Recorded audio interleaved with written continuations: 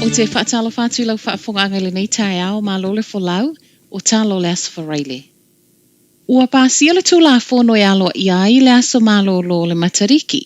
E le o tue mamau wha manatu e ni usila le ulwa i aso mālolo le matariki o le nei tausanga i le aso luas fulma le whao uni. O le pāsia o le whaitaunga lona tolo le nei tūla whono i le aso na nafi, ua whaau popo ai le aso mālolo lona se fuluma le lua i le kāle na wha le tausanga e ni usila.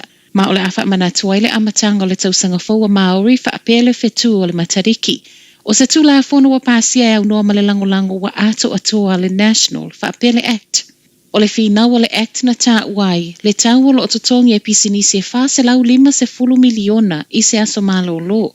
A o le National, o lo o langolango ina le aso mālolo le matariki, ai e tataula, o na whesu ia i ma se isi aso mālolo o lo iai nei. I le mai apasi o le apili, ua whaamautino mai ei fo i o le apa u lava le aso mālolo le matariki le aso whareile o tausanga uma, i to tono le periota mai a Iuni i a Iulai fua i le kālena Māori.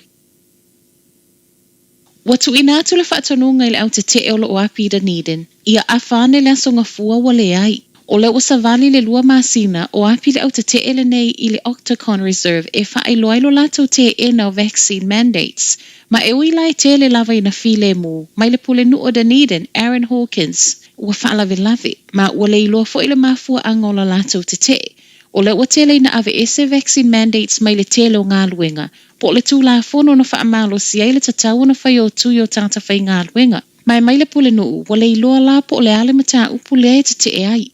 O le vaiaso nei na mua i fono ai le pule nu uma leo ma o le sitepu na la asia na nafi, o le tuu aloa i atu i ai o le tusi. O le leo si ta i o lea whaatonunga o le atu inatu ai loi a ao leo e whaia i ai la lato ngā luenga. I le tusi watu inatu i ai, i a whane le aso ngafua o le vaiaso fo o le ai ma le Octagon Reserve. A whai ai talia le tālo sanga o lo whaatala noa, e ono tapu ai vai inu sua malia i totonu a o ngatulanga lua.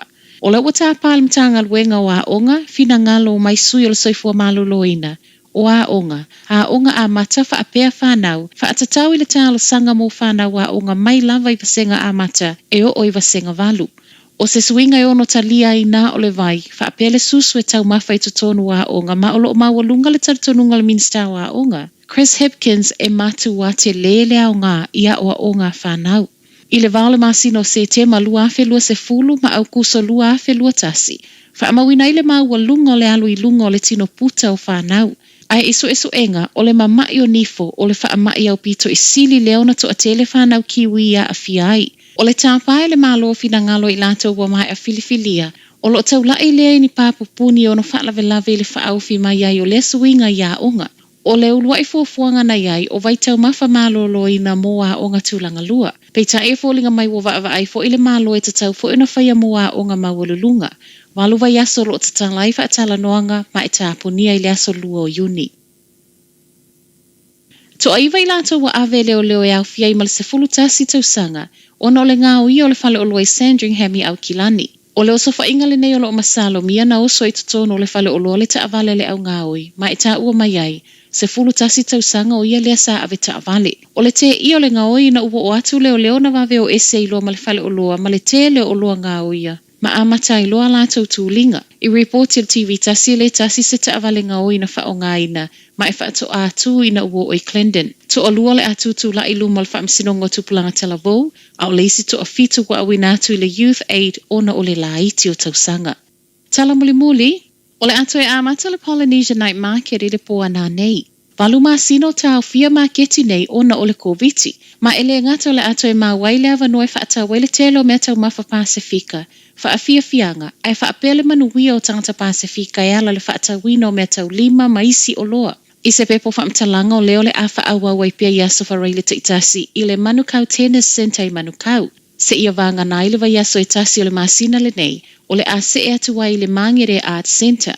O lo una ia pia fo itangata e manatua le mask, ma tausi le tasi mita e vai Malaysi. E leisa totongi o lulu fale, ma o lo maua fo i lava noa e mawhai ai ona whaia oka online. E tatala le maketi mai le tulai ono, wha asolo atu i le se fulu i le poa nā nei. Tala nao le nei tae au, manuia le nei aso.